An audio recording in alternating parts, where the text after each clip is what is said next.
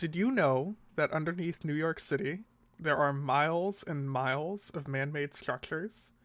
Electric cables, water pipes, sewer systems, subway tunnels, the works. Not only is pretty much the entirety of the city crisscrossed with these pipes, but they go deep too, sometimes hundreds of feet deep.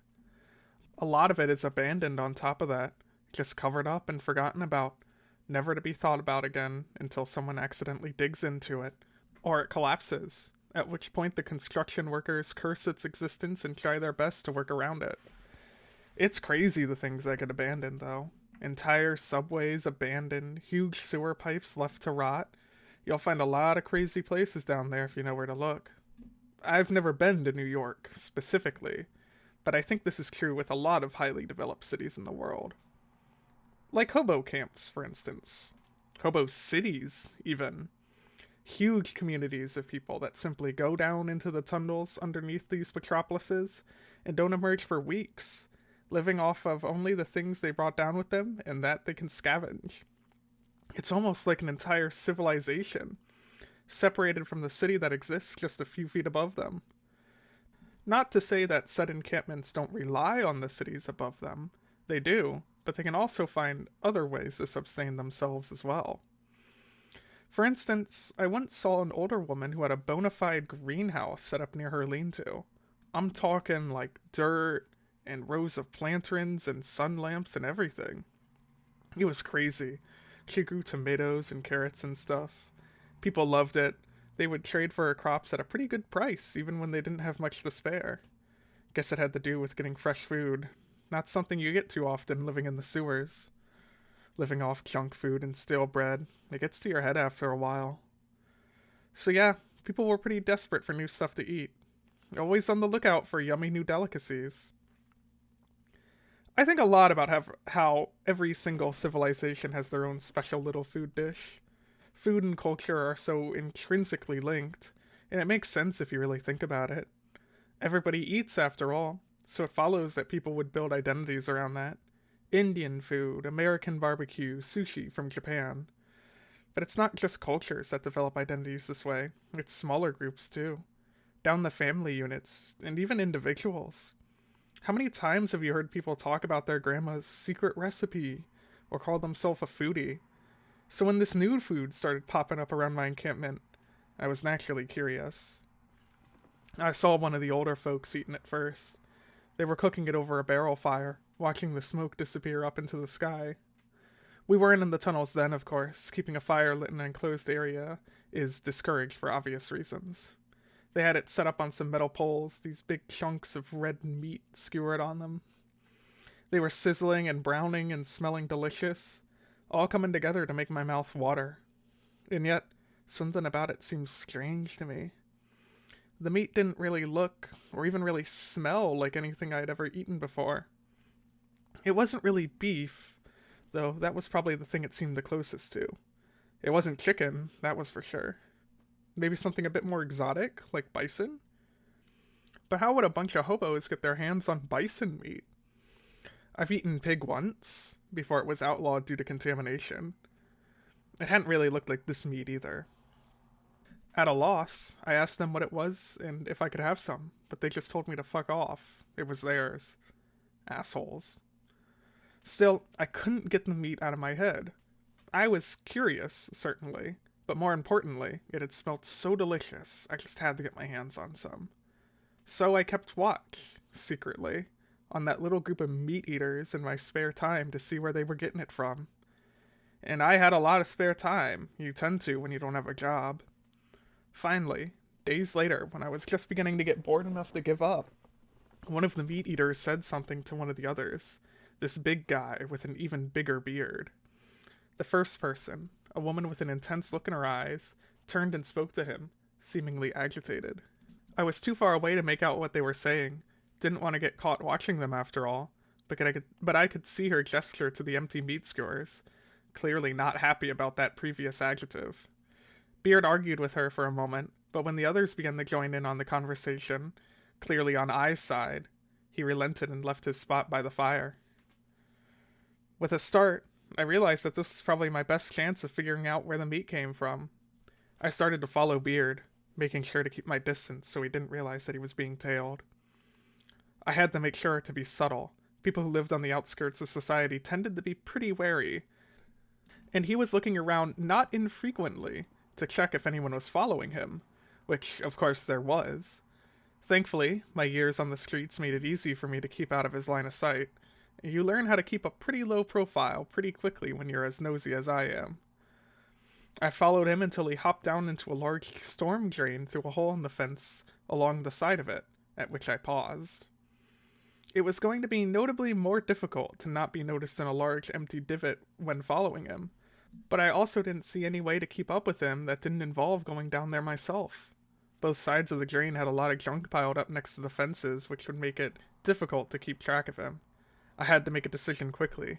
Every second that I sat here and thought about it, he was getting further away, becoming harder to track. Finally, I slipped through the hole, making up my mind. If he saw me and wasn't happy about it, I could always just run in the opposite direction. He was a fairly big guy. I doubt he would be able to keep up with my smaller frame. I hope so, anyway. Down in the drain there was a bunch of crap, like old washing machines and discarded plywood. There were a lot of washing machines, actually, way more than one would expect in a drain. Maybe a laundromat went out of business nearby? Anyway, I saw Beard slip around a pile of junk right as I landed at the bottom of the drain, and I quickly sped after him, trying to stay quiet while I did so. This was a lot of work to find out where some meat was coming from, but then again, it wasn't like I had anywhere to be. Rounding around a corner, I once again caught the tail end of the man, this time climbing into a smaller drain pipe that connected to the larger one I was currently in. Unlike this one, the one he went into was not open air, but rather a true pipe. This was getting pretty weird. I thought Beard Guy was just setting out to meet a peddler or dumpster dive behind a supermarket or something, but that clearly was not what was happening here. This could be dangerous. He might have realized I was following him and was trying to lead me into a trap. Then again, he had given no indication that he had any idea something was amiss, and at this point I felt like I had to commit to the bit. Besides, in my pockets was a small, heavy flashlight. Maybe I could defend myself with that? Oh, did I not mention that earlier? My bad. But yeah, into the pipe I went. The first thing that hit me was the smell. It was strange. Not unbearable, but not particularly nice either. It was like... I'm not sure. The ocean, maybe. Maybe. It definitely had an underlying saltwater smell to it, but it wasn't the primary scent. It smelled sort of like the dust janitors put on the vomit when someone was sick, but it already had the vomit in it. If this was where they were getting their meat, I was starting to get concerned about the healthiness of eating it. A cursory glance of the entrance to the pipe didn't present anything particularly notable, however. Fairly clean for a storm drain, and there wasn't even any water coming out of it. As I went further into the pipe, I was forced to turn on my flashlight as the bright sunlight slowly faded away. I really didn't want to, because if the beard man was ahead of me, he would definitely notice a bright light turning on behind him. But there was no way that I was just going to crawl around an unknown pipe without any sort of illumination. I could easily fall down some random hole onto a bunch of rebar, and that would be curtains for me. Thankfully, it seemed like there was no large man ahead, and for that I was thankful. As long as the pipe didn't branch out, that was. If it did, I was screwed. Thankfully, though, it didn't. But it did curve to the left and then slope downwards. As I traveled even further below the surface, I noticed something. It had been happening the whole way, but had been subtle before. The smell was getting stronger. And it was changing as well. There was a humidity in the air, getting thicker with each step I took, making the step more and more powerful to the point where I could now taste it. And let me tell you, it was not a pleasant taste. The vomit aspect of it was way stronger than before, and I was cementing the idea in my head that the meat was indeed not healthy to eat. Not if this was where it was coming from. I took a second to put a hand on the wall and take a breath, but I quickly retracted it when I felt the side. It was squishy. Squishy and damp and not at all pleasant to the touch. It was still inorganic, stone or metal or what have you. The stuff that pipes are made of, I'm pretty sure, but it felt like it had been wet a long time. I guess that made sense, with the amount of humidity that was now all around me, but it didn't mean I had to like it. Plus, the air was getting warm, notably so, which did not help my uneasiness. Hey, wait a minute. What kind of storm drain curves downwards when you're going into it from an exit? Shouldn't it curve up? Or at least stay straight? There was no way for the water to flow up and out of these pipes. It didn't make any sense. That's when I decided it was time to leave. Mystery be damned. This was getting too strange, and I was not so invested into this meat that I was now certain was coming from a rotting alligator or something that I was willing to go any further. But, just as I turned to leave, I heard something coming from deeper down. The sound of meat being cut through. Look, could you turn around in that situation? When you were so close you could hear the meat being sliced, the sound of the knife going through the flesh? Don't shake your head yes, you liar. You would check it out too. You would never be able to live with yourself without checking it out, seeing what's behind door number 3. People have died for less. Getting on great ships to cross the ocean, knowing that they may never return, but doing it anyway. Humans are nothing if not curious and inquisitive. It's our greatest strength and our biggest weakness. So yes, I kept walking down that pipe, because I knew I would never be able to sleep at night if I didn't. Maybe you would have been able to turn around, but I couldn't. I wish I did, but I didn't. How do I describe what I saw? It was a room. The pipe went into a weirdly rounded room. But inside of it, what do I even say? I guess I'll start with the floor. It was more than squishy at this point. It was downright spongy. More than a little difficult to walk on, actually, what with my feet sinking into the floor by a couple of inches each step. And that smell. My God, the smell. Horrible. Once, when I was young, I was walking down a stream, and by down, I mean I was literally wading in it.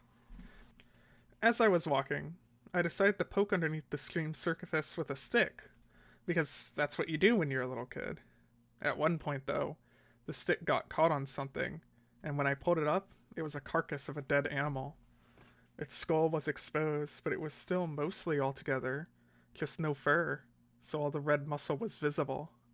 It had a slick look to it, which made sense. It was at the bottom of the river. The smell of that poor dead animal, all waterlogged and rotting, but still somewhat fresh, still with meat on its bones. That's what this room's smell reminded me of. There was a big pit on the other side of said room, and from it came gurgling sounds, but what was in it I couldn't see. Some sort of liquid, probably. That's what it sounded like.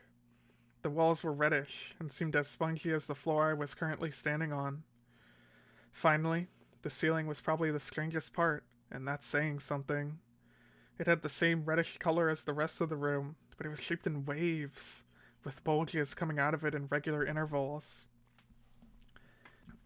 It was with a start that I realized I wasn't alone in the room. There was a man in the center of it, carving into the floor with a large knife. He had a small lantern next to him that he was using to see what he was doing, which, even with paired with my flashlight that I had been swinging wildly around, did little to get rid of the dark shadows that infested every corner of the space. It was Beard, the man who I had been following in the first place, and he didn't even seem to realize I was there. He just kept cutting into the floor, carving out large chunks and throwing them into his knapsack with a sickeningly wet smack. Rivers of red liquid poured out of the side of the holes, quickly filling them back up like a sick waterfall. The liquid flowed thickly and was a deep crimson, giving it the appearance of blood. And it was blood, I realized. Seemingly endless blood flowing through the floor of the room I was standing in. And that meant the ground, the walls, the ceiling, they were all meat. Everything was meat. I was standing in a meat room. Meat below me, meat above me, meat in front of me. Meat. I felt like I was going to vomit. I stumbled backwards, my feet squelching in the meat. The smell of waterlogged corpses and coppery blood filled the air, and then I did vomit, all over myself and onto the floor. The floor made of flesh. For some reason, that was what finally got Beard's attention, who stood up and started shouting at me, screaming about how I shouldn't have gotten sick on the meat, that now it was going to taste awful. I could only stare at him. I wanted to ask him how he had found this place, about what this place was, who had the insane idea to eat the room meat in the first place. But the words simply wouldn't come. I just stood there like an idiot as he got up and started to approach me. It was only when he forcibly grabbed me by the shoulders that I finally react. Without thinking, I swung my flashlight up and around to hit him on the side of the head, with it making a sickening thwack as it struck the side of his temple. He fell backwards, stepping onto the holes that he had cut into the floor, which caused him to stumble and collapse. His feet kicked up some of the blood that had filled the holes, and it sprayed onto me, covering me in it. It was hot and sticky and disgusting, like a nightmare. The whole situation felt like a nightmare, and I probably would have assumed it was one if it didn't all feel so crystal clear. I could even taste some of the blood that landed in my mouth, with that classic coppery taste that anyone who had ever bitten the inside of their cheeks knows. It was delicious, but I really did not want to be thinking that right now. I spit, desperate to get it out of my body. You bitch! I saw the man standing up, slipping a little in the blood that now coated his shoes. I'll kill you! He ran at me with his knife, stabbing me in the left arm. I let out a scream of pain, instinctually kicking him in the leg. He slipped backwards again, this time due to how slick the entire floor was becoming because of our scuffle, and I knew that I was probably not going to get another chance. I ran up to him and slammed into him with my good arm, sending him stumbling even more off balance. He fell backwards and was now at the edge of the pit that was at the far side of the room, full of the gurgling liquid I had yet to see. We were still for a moment, me standing and him kneeling, both of us panting heavily.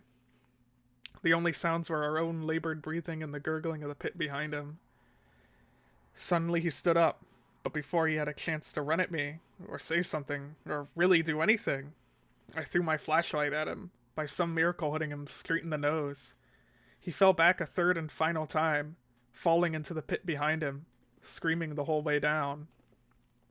I peered over the edge, grabbing my apparently lucky flashlight to look down. At the bottom there was a strange yellow liquid, maybe 15 feet below me. It burbled and bubbled, and I saw the man sinking beneath it, the liquid burning his skin like acid. I think it was acid. I didn't want to think about this anymore. I really didn't want to look at this anymore. The thing I wanted, more than anything in the world, was to be out of this room, with its slick, bloody floor and walls made of meat and pools of acid. So I did just that. I ran out of the room, up the pipe, and back into the sunlight of the real world, where rooms didn't pulsate and men didn't eat the floor. But before I left, I grabbed the man's bag where it lay, still full of his harvest. I guess I wanted proof that it was all real, that this wasn't some psychotic breakdown that I had just experienced. And maybe it was because despite everything that had happened, despite what I had just witnessed, I could still smell the meat cooking on that barrel fire when I had first gotten too curious. Against everything, that delicious smell persevered in my mind. When you're homeless, any food is good food. And I mean, a girl's gotta eat, right?